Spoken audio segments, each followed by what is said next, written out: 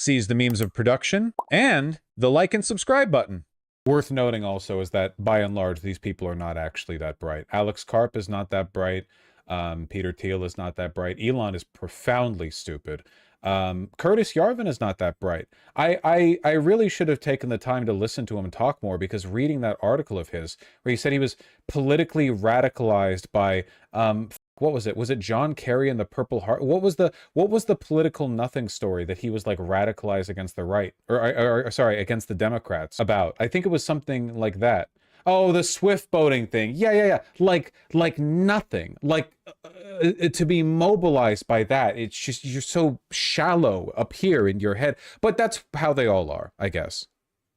But is this so preposterous, what I've just told you, as a broad account of the stagnation that the entire world has submitted for 50 years to peace and safety? As you got to bring back Professor Vaush segments. What did I do, Professor Vaush? What do you mean? Like when I talked about the history of X or whatever? I mean, I feel like we talk a lot. We talk a lot these days. I don't usually boil it up like concept focused. You talk about the news and you bring the concept to the news. You got to meet people where they're at, which I want to do a lot with Mamdani, by the way.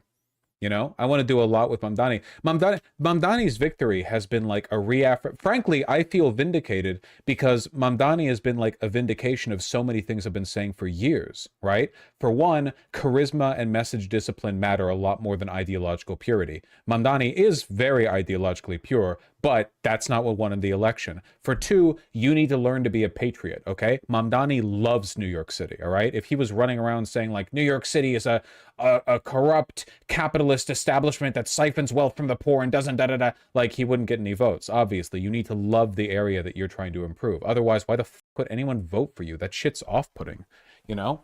I think, a big one being like understanding where real leftist mobilization comes from. Because if you look at Mamdani's support, along with the support for Bernie Sanders, along with the support for like every leftist movement ever, poor people are actually not your allies, not meaningfully. The people you're looking for usually are privileged, dispirited, middle-class people, or whatever the social equivalent is, right? You want to win over the poor, the proletariat, the peasantry, the people who are quite poor, but oftentimes they're very dangerous as a political mass because they often seek to use the machinery of revolution to simply embolden and privilege themselves within the next regime. That is, they don't want to build anything liberatory. Their dreams of liberation are to become the next generation's oppressors. Which happens unfortunately quite often. You have like Enlightenment style intellectuals, academics, educated people who have big highfalutin dreams of socialism, but I'm afraid that like liberation to the average dumb rural hick does not look like communism. Liberation to them looks like the guy who owns the car dealership and has enough money to go to the strip club on the weekends. Everyone wants to be Stalin. Stalin was like that, wasn't he? Wasn't Stalin literally like a begrudging, a disprivileged, poor, like Lenin was an academic and an intellectual, and his writings were good. He was a monster, but his writings were good. And then Stalin is like actually grew up in poverty, like disprivileged, used the revolution as a way to personally better himself. He was a gangster. He was the muscle. Well, there you go, I guess. Yeah, many such cases. You understand what I'm talking about though, right? Stalin robbed banks. Well, I'm not going after him for the stuff he was based over, okay? I'm just saying like it's important to know where your base of support is. Because how many lefties believe that socialism comes from like the poorest people in society? That has never been true. That has literally never been true.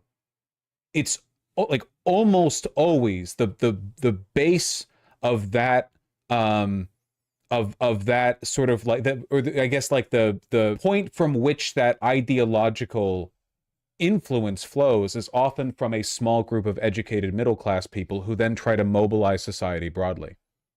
Don't say that to the Maoists. The Maoists utilized the peasantry, but well, no, I think you can make this point about the Maoists as well. You absolutely could, because like Mao's initial military gains were, yes, as like a revolutionary, and he mobilized the peasantry in the countryside, and years and years and years. But Mao himself was well educated, right? And also, once the Cultural Revolution in China set in, who were the people making the decisions? It wasn't poor country folk. No, he wasn't? Okay, then I'm wrong on that. But when the Cultural Revolution set in China, it wasn't the poor country folk that were making decisions. It was students, right? It was like relatively well-to-do students, intellectuals, albeit young and therefore more detached from like the sort of hereditary culture, you know, who were weaponized oftentimes against the poor, against the peasantry. Though I not to say that I endorse this style of communist influence, but you know, it is often where it stems from. What's your issue with anarchists? I believe in bedtimes. I don't have an issue with anarchists. They're just like horrendously ineffective and often quite whiny. But like the underlying political influence or lens of analysis there, I think is good. It's defensible. So, you know, it's not like real. They're not like MLs or whatever. They're not like fascists, basically. No hate, no hate. But are you pro supply chain? What Marx meant when he said we have nothing to lose but our chains.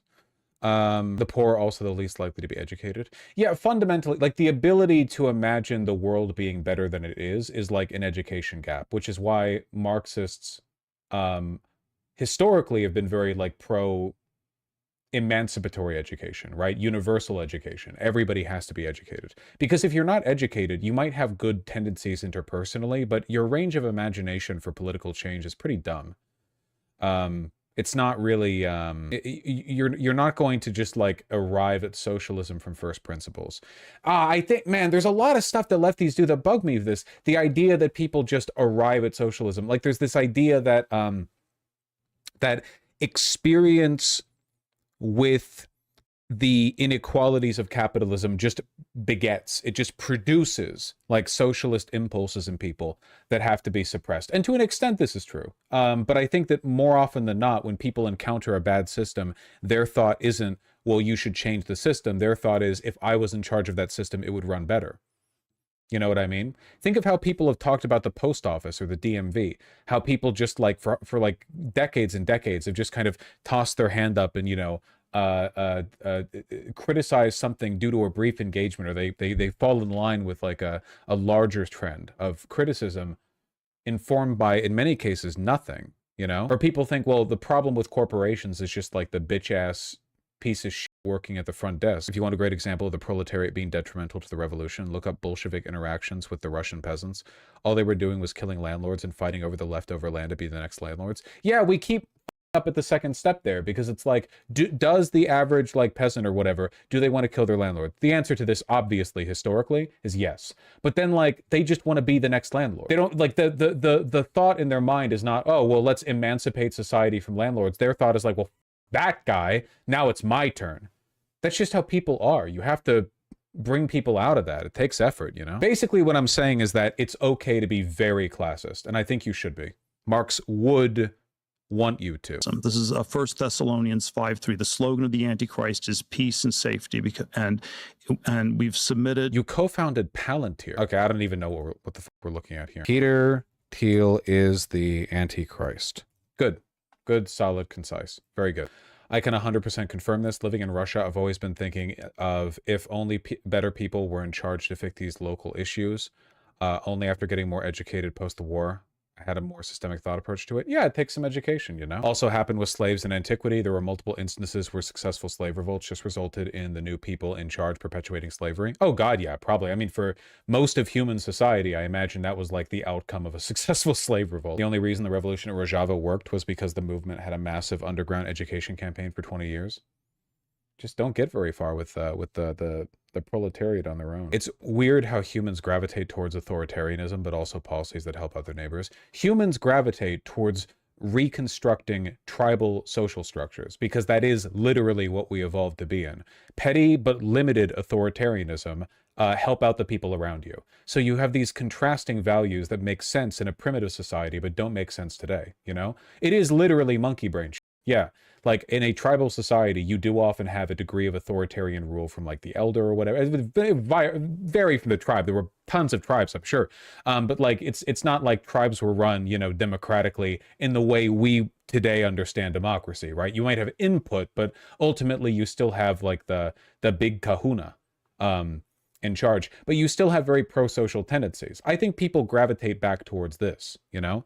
And I think that a lot of the authoritarianism we see people reflect when they challenge existing authoritarianism systems, the idea that like, well, if you kill your landlord, you just become the next one, is people regressing back to that in their head. Like, the previous chieftain was bad, I will be a good one. But like, you don't think, what if this tribe had no chieftain? Because that'd be ridiculous. Like, you don't even, that conception doesn't even enter your mind, right? Like it's a role that exists naturally as a consequence of the needs of the environment. So you can't kill the landlord and then go like, well, that's it then, because that doesn't make sense. It's not intuitive. It was the kahuna of Trump, Musk, Coe, and Thiel. I'm talking about how regular people think in power structures in their day-to-day life. I'm not talking about like broader political systems. I'm saying that people, I think in their heads, they kind of model their immediate environment around an understanding of politics and social order that make the most sense tribally, but don't necessarily make sense in the modern complex world. It's like an impulse you have to get over. It is literally tribalism. Do you think there's credence to the vanguard theory then? What do you mean the vanguard theory? You mean like having a vanguard party? No, because every revolution or all social change will be motivated and largely built by a small group of highly educated and influential people. But there's a huge difference between that, which is just a fact of life, and building a vanguard party, which is meant to be like a political apparatus that represents the working class, but is itself a distinct class marker. And this, I think, is absolute nonsense. I think this is absolute nonsense. You know, vanguardism does not, the first thing you do, the whole point is to build a society that is equitable because you no longer have a class divide, and then you immediately make a class divide, you know?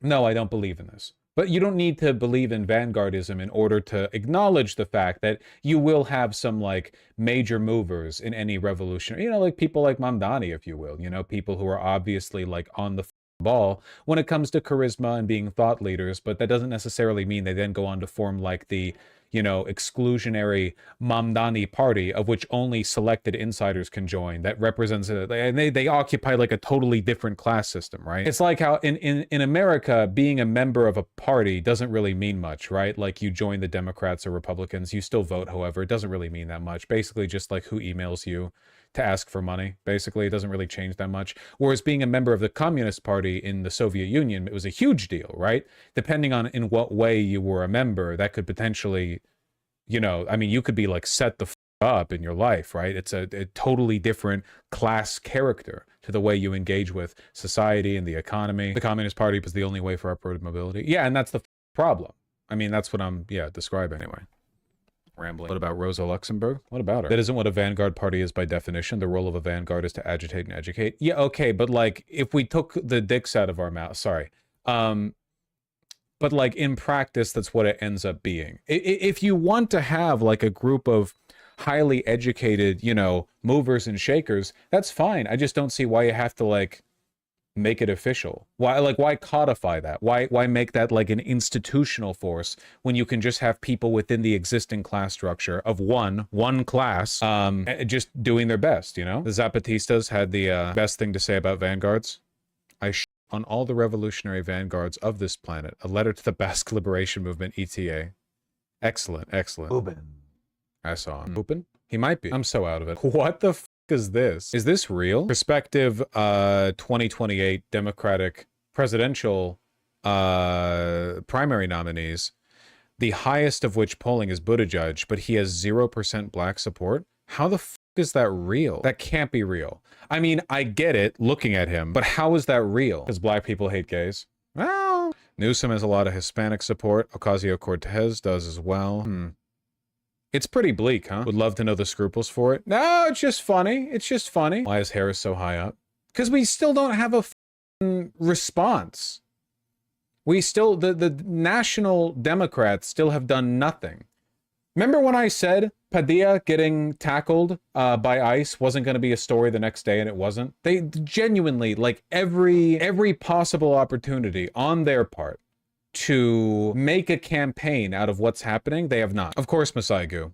The 0% black support for Buttigieg is still pretty funny. Not beating the homophobia rumor. I used to think you were a bit harsh on Democrats until Trump 2 happened. Now I see what you mean. Yeah, I will admit, though, they have been worse than I expected. I know that's, well, actually, it's a pretty high bar because I already had a pretty low opinion of them, but I did not expect them to be this bad in response to Trump, which is wild to imagine. Oh, yeah, it's a tall order. Curtis Lewa on Fox.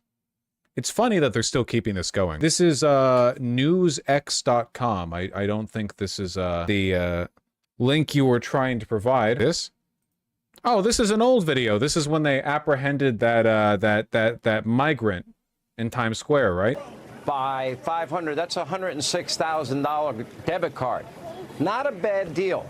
I don't think they're giving them to vets that are homeless in New York City. Not that I've heard, Curtis.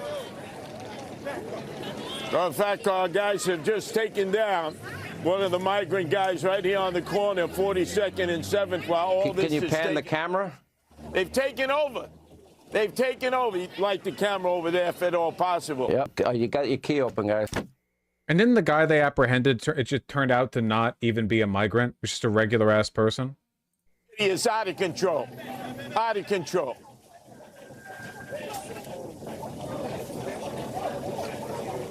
There. All right. Now, Eric Adams often complains he's getting no support from the federal government to help him with the surge of Joe Biden's unvetted illegals in New York. And that could be because of the so-called border czar is a little distracted right now. According to a report, Vice President Harris has now suddenly, quote, found her footing. This clip was absolutely wild. It's funny. I remember it getting a lot of attention at the time, and it definitely wouldn't now, but it's literally just a group of brown shirts seeing a brown guy and tackling him. That was it. There's no other detail to the story. That's the entire thing that happened. Are they still doing this? I feel like nowadays with all the like anti-ICE positioning, they would be responded to with a lot more vitriol from the residents of New York City. He hates Jews as well. We're talking about able-bodied men who study Torah and Talmud all day, and we subsidize them, and then all they do is they make babies, like there's no tomorrow. And who's subsidizing that? We are doing it openly and brazenly, and our politicians are rolling over to them. Why? Because of the vote. Because they contribute. The big markets will write the checks, and the checks don't bounce, because they know